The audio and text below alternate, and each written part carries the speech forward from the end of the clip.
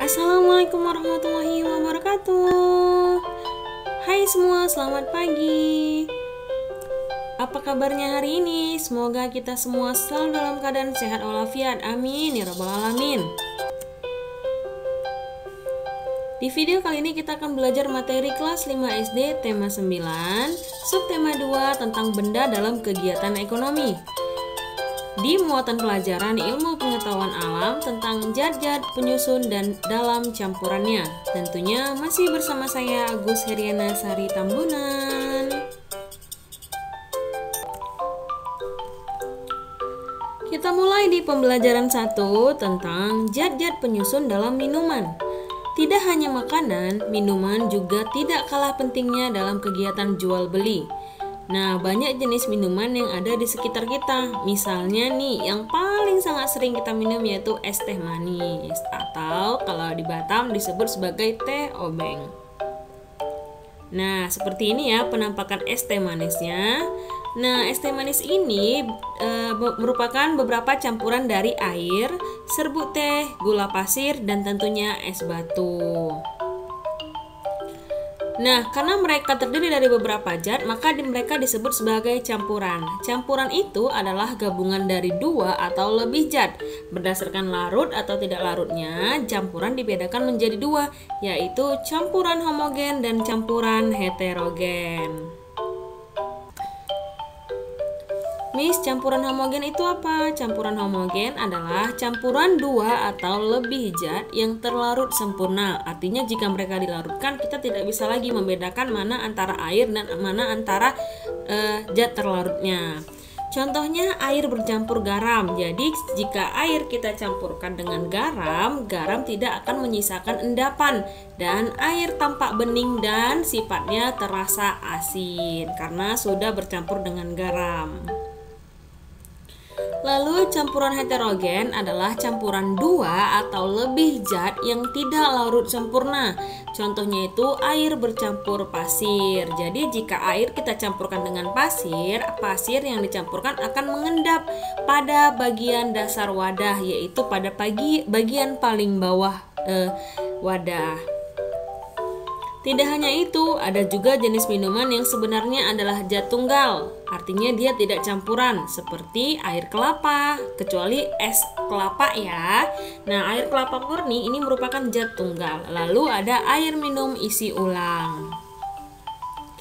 Miss, zat tunggal itu apa? Saya lupa. Nah, zat tunggal itu adalah zat yang terdiri dari materi sejenis. Zat tunggal dapat berupa unsur atau senyawa. Nah, unsur atau senyawa itu akan kita bahas sedikit di sini. Unsur itu adalah zat tunggal yang tidak dapat diuraikan menjadi zat-zat lain melalui reaksi kimia. Contohnya yaitu contoh zat tunggal yang berjenis unsur adalah oksigen, yaitu lambangnya O besar. Nah, untuk contoh-contoh unsur lainnya akan kita bahas di subtema 3. Lalu senyawa itu adalah zat tunggal yang dapat diuraikan menjadi dua zat atau lebih yang berbeda melalui reaksi kimia. Contohnya yaitu air. Air lambangnya atau rumus kimianya adalah H2O. Air dapat diuraikan menjadi gas hidrogen dengan lambang H dan gas oksigen dengan lambang O. Sama seperti unsur, untuk contoh senyawa akan kita bahas di subtema 3. Kita lanjutkan ke pembelajaran 2 tentang campuran beserta contohnya. Nah, berdasarkan kelarutannya, campuran dibedakan menjadi campuran homogen dan heterogen. Yang tadi kita sudah bahas pengertiannya, apa sih itu homogen dan heterogen. Sekarang kita bahas ciri-cirinya. Campuran homogen itu memiliki ciri-ciri seluruh bagiannya selalu sama sehingga zat-zat penyusunnya tidak dapat dibedakan. Sedangkan campuran heterogen itu memiliki ciri-ciri zat penyusunnya tidak mengalami interaksi antara pelarut dan terlarut. Misalnya antara air dan air dan pasir mereka tidak memiliki interaksi, sehingga kita dapat mengamatinya dengan jelas zat penyusun campuran tersebut. Nah, campuran heterogen ini akan mengendap jika didiamkan dan juga bersifat keruh dan tidak tembus cahaya. Contoh campuran homogen. Nah, yang pertama contohnya yaitu minuman serbuk buah berasal dari campuran air dengan serbuk buah. Nah, serbuk buah ini larut sempurna di dalam air. Air akan berubah warna dan menghasilkan manis khas buah tersebut. Nah, kalau ini adalah serbuk buah yang dicampurkan ke dalam air. Biasanya kalau berwarna hijau itu melon ya. Nah, air di dalam minuman ini adalah sebagai pelarut, sedangkan serbuk minumannya ini, serbuk buahnya itu disebut sebagai zat terlarutnya. Ini Miss kasih contoh-contoh minuman serbuk buah ya, tapi bukan Miss tidak suruh beli. Next kita ke contoh yang kedua, yaitu larutan oralit berasal dari campuran air dengan serbuk oralit maksudnya. Nah, serbuk oralit itu larut sempurna di dalam air. Jadi, kalau kita masukkan serbuk oralit ke dalam air, maka mereka akan berinteraksi sehingga larut sempurna. Nah, ini adalah contoh oralitnya yang dimasukkan ke dalam air. Air di sini sebagai pelarut dan oralitnya sebagai zat terlarut. Lalu contoh ketiganya yaitu alkohol 70% biasa digunakan untuk membersihkan luka. Alkohol 70% itu berasal dari alkohol murni yang diencerkan dengan air. Nah, bentuk alkohol 7%-nya kurang lebih seperti ini. Namun masih banyak lagi bentuk-bentuk botol alkohol 70%. Selanjutnya kita bahas tentang contoh campuran heterogen. Yang pertama contohnya yaitu air kopi yang menyisakan ampas di bagian dasar gelas, yaitu di bagian bawah. Artinya bubuk kopi tidak larut sempurna di dalam air. Nah, bentuknya seperti ini ya. Kalau kalian minum kopi, jika kalian sudah minum airnya dan diletakkan beberapa menit, maka kopi itu akan mengeluarkan ampasnya akan turun ke bawah. Jadi air pada kopi ini disebut sebagai pelarut. Serbuk kopinya disebut sebagai zat terlarut. Lalu contoh keduanya yaitu air dan minyak yang tidak menyatu. Nah, letak minyaknya itu berada di atas lapisan air, berada di paling atas. Contohnya seperti ini. Ini minyaknya berada di atas, lalu airnya tetap di bawah. Mereka tidak akan tercampur atau minyak tidak akan turun ke bawah.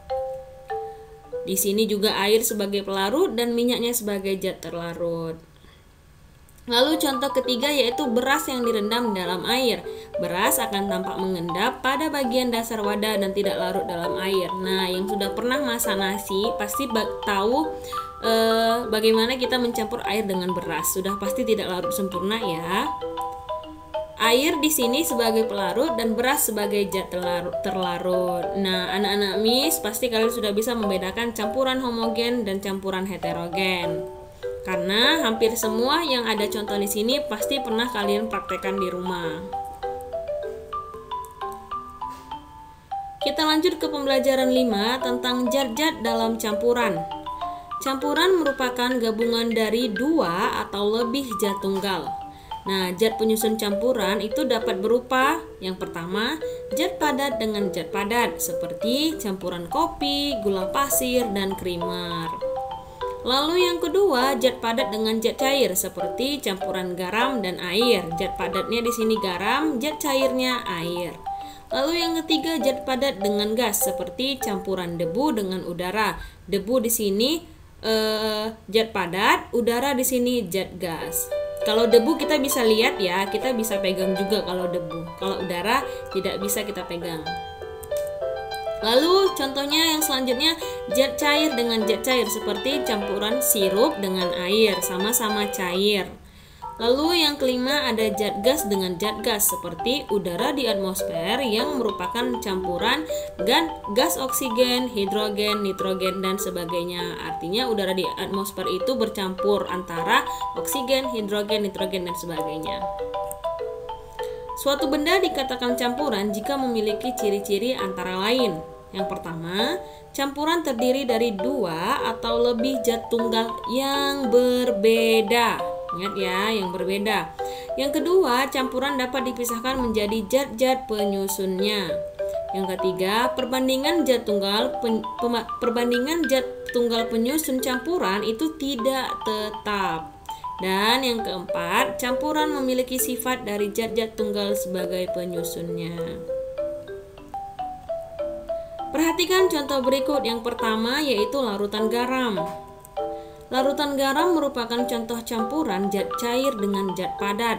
Garam itu zat padat, air itu zat cair. Campuran tersebut berasal dari garam yang dicampurkan dengan air. Campuran memiliki penampakan yang sama seperti air yang belum dicampurkan garam. Artinya tidak berubah warna, hanya berubah rasa, yaitu menjadi asin. Namun sifat garam yaitu rasa asin ada di dalam larutan garam. Hal inilah yang membedakan air yang belum dicampurkan garam dengan air yang sudah dicampurkan garam. Nah, larutan garam juga tidak menyisakan endapan dari sisa garam. Ayo, kalau tidak menyisakan endapan, maka larutan itu disebut termasuk dalam campuran homogen. Jadi kalau ditanya, mengapa larutan garam disebut sebagai campuran homogen? Alasannya, jawabannya karena larutan garam itu tidak menyisakan endapan dari sisa garam dan larutan garam itu tercampur sempurna. Seperti ini ya, Miss tidak ada video percampurannya. Kalian bisa praktekkan sendiri di rumah jika mau. Lalu yang kedua, larutan tepung tapioka. Larutan tepung tapioka merupakan contoh campuran zat cair dengan zat padat. Nah, zat cairnya air, zat padatnya tepung. Campuran tersebut berasal dari tepung tapioka yang dicampurkan dengan air. Campuran tersebut memiliki masing-masing sifat dari zat-zat penyusunnya. Jika campuran tersebut didiamkan selama beberapa menit, maka tepung tapioka yang sudah tercampurkan lama-kelamaan akan mengendap pada bagian dasar bawah wadah, sama seperti si kopi tadi. Maka jadi larutan tepung tapioka tersebut itu termasuk campuran heterogen. Alasannya apa? Karena larutan tepung tapioka menghasilkan endapan pada bagian dasar bawah wadah, yaitu tepung tapiokanya mengendap. Kurang lebih seperti ini ya nak, kalau dicampurkan air. Oke anak-anak Miss, sekian pembelajaran kita hari ini. Semoga materi yang Miss berikan ini bisa kalian pahami, dan semoga video Miss ini bisa bermanfaat untuk kalian dan juga untuk Miss sendiri. Terima kasih atas waktunya, Miss akhiri. Wassalamualaikum warahmatullahi wabarakatuh, dan selamat pagi semua.